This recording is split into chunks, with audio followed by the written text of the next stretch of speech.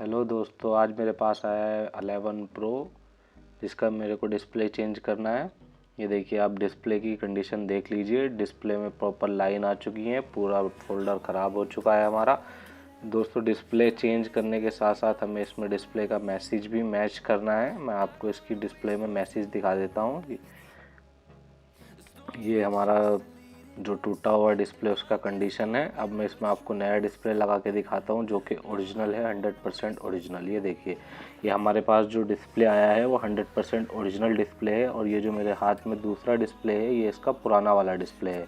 Phone में देख लीजिए, अननोन पार्ट का मैसेज आ रहा है। कैसे आईसी को ग्राइंड करते हैं, आईसी ग्राइंड करते वक्त क्या क्या आपको बातें ध्यान रखनी है, वो इस वीडियो में मैं आपको बताने वाला हूँ।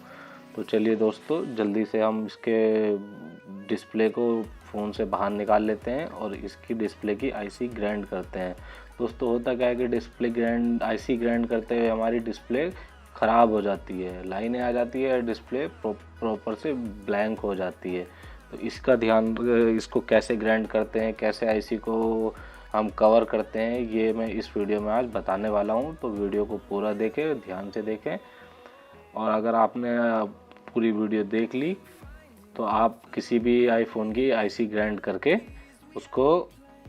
उसका डिस्प्ले मैसेज मैच कर सकते हैं। ये देखिए दोस्तों, ये जो आईसी है इसके हमें चारों तरफ कैसे कवरिंग करनी है, कितना मोटा आपको कार्ड लेना है, कार्ड के ऊपर की जो लेयर होती है वो कैसे बनानी है, ये सब मैं आपको बताने वाला हूँ दोस्तों।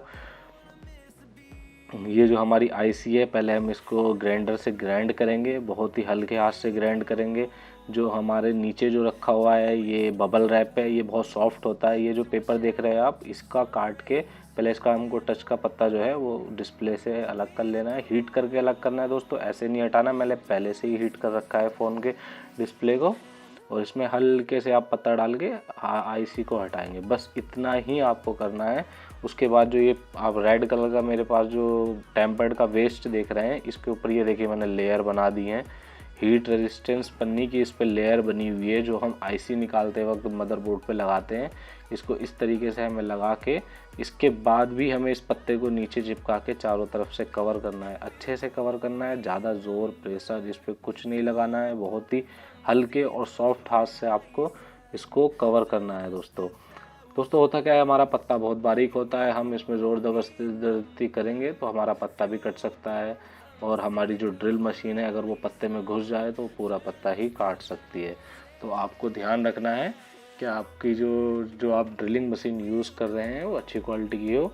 और आप जो ये कवरिंग कर रहे हैं दोस्तों, इसमें हैंड फिनिशिंग का काम है। अगर जितना आपका हाथ साफ़ हो जाएगा उतना ही बढ़िया से आप डिस्प्ले की जो आईसी है वो ग्राइंड कर सकते हैं। पहले दोस्तों, इसमें आपको अच्छी तरीके से ये सिल्वर टेप देख रहे हो, ये हीट रेजिस्टेंस टेप भी इसको बोलते हैं।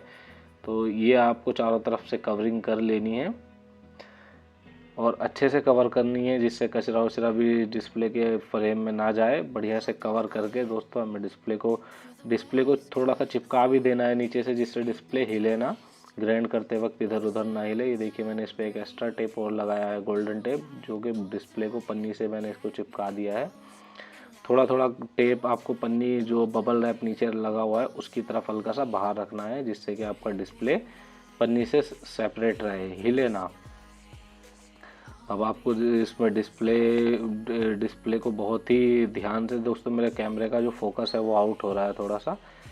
अब चलिए मैं आपको मशीन लगा के मशीन में ब्लेड लगाता हूँ और इसको ग्राइंड करते हैं। ये देखिए दोस्तों, मैं पूरा ग्राइंडिंग का वीडियो तो आपको दिखा नहीं सकता, क्योंकि दोस्तों ये माइक्रोस्कोप में खड़ा करके दोस्तों ग्राइंड करना पड़ता है। इसको हम पलट के लेटा के ग्राइंड नहीं कर सकते किसी भी तरीके से, कोई एंगल नहीं। अगर हम ऊपर से लेंगे तो हमारा सर से जो है वो कवर हो जाएगा। लेकिन दोस्तों, मैं आपको कुछ पॉइंट ऐसे बताने वाला हूँ जिससे कि आपका जो है डिस्प्ले कभी ख़राब नहीं होगा ग्राइंड करते हुए, ना ही आपका पत्ता कटेगा, ना ही आपका डिस्प्ले डैमेज होगा। दोस्तों, आपको क्या करना है कि जैसे आप हैंड राइटिंग से पेन लिखते हैं ना कॉपी पे, बहुत ही हल्के और स्मूथ हाथ आपका चलता है, उसी तरीके से आपको इस पर ग्राइंडिंग मशीन चलानी है। कोई दबाव, कोई प्रेशर कुछ नहीं करना है, चाहे आपको 1.5 घंटा लग जाए, 2 घंटे लग जाए। ये तो मैंने इसमें वीडियो को स्किप कर दिया है, थोड़ी सी वीडियो की स्पीड को भी अप किया है, जिसकी वजह से ये 10 मिनट के टाइमिंग में आपको मैंने वीडियो बना के दिखा दी। लेकिन दोस्तों, बात ध्यान रखने वाली ये है कि आपको इसमें प्रेशर बिल्कुल भी नहीं देना है। आपके ग्राइंडिंग करने में चाहे 1.5 घंटा लग जाए, 2 घंटे लग जाए, उससे कोई इशू नहीं है। लेकिन आपकी जो डिस्प्ले है वो 11 प्रो की जो मेरे को डिस्प्ले आई है वो 6,500 की डिस्प्ले आई है दोस्तों। इसमें यही बात ध्यान रखने की, आपको प्रेशर बिल्कुल भी नहीं देना है दोस्तों। होगा क्या, अगर आप प्रेशर दोगे या तो आपकी डिस्प्ले ब्लैंक हो जाएगी, या आपकी डिस्प्ले में लाइन आ जाएगी, या आपकी डिस्प्ले की जो टच है वो हमेशा हमेशा के लिए बंद हो जाएगी। फिर आपको अगर टच बंद हो गई तो आपको टच चेंज करनी पड़ेगी, और आपकी डिस्प्ले अगर डैमेज हो गई तो आपको पूरा का फोल्डर ही आपको नया लगाना पड़ेगा, यानी कि आपको डबल नुकसान हो जाएगा। तो इसलिए दोस्तों इसमें कोई भी ज़ोर ज़बरदस्ती कुछ नहीं करनी है, बहुत ही पेशेंस से काम करना है। और वीडियो को पूरा देखें, मैंने किस तरीके से इसको ग्राइंड किया है, दूसरी आईसी को कैसे रिवॉल्व किया है, निकाला है, सब मैं इस वीडियो में आगे आपको बताऊंगा।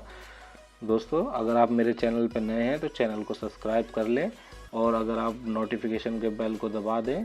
अगर दोस्तों आप भी अपना फ़ोन मेरे से रिपेयर कराना चाहते हैं तो आप मेरे से कांटेक्ट कर सकते हैं, आप मेरे को मेल कर सकते हैं। मैं अपना फ़ोन नंबर भी मैंने दिया हुआ है, आप कॉल करके भी पता कर सकते हैं। आप कोरियर से भी मेरे पास फ़ोन भेज सकते हैं। आपके फ़ोन में प्रॉब्लम हो, डिस्प्ले चेंज करना हो, टच चेंज करना हो, डिस्प्ले मैसेज हटाना हो, या ट्रू टोन वर्क नहीं कर रहा है, या फेस आईडी, आईफोन का जो भी आपका आईफोन से रिलेटेड काम है, एंड्रॉयड से रिलेटेड काम है, आप कुछ भी करा सकते हैं। उसमें ग्लास चेंज हो दोस्तों, ग्लास चेंज करने में भी सारा का सारा रिस्क मेरा ही रहता है। अगर ग्लास चेंज करने में कोई भी डैमेज होता है तो ओरिजिनल डिस्प्ले मैं अपने पास से आपको लगा के देता हूँ।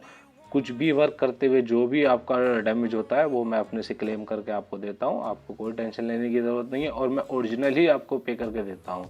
दोस्तों ये देखिए हमारी जो आईसी है वो 3 लेयर में ग्राइंड हो गई दोस्तों। इसमें लेयर होती है, फर्स्ट लेयर, सेकंड लेयर, और जो थर्ड होती है वो हमारी लास्ट लेयर होती है आईसी पे, जिसके प्रिंट दिखने लगते हैं।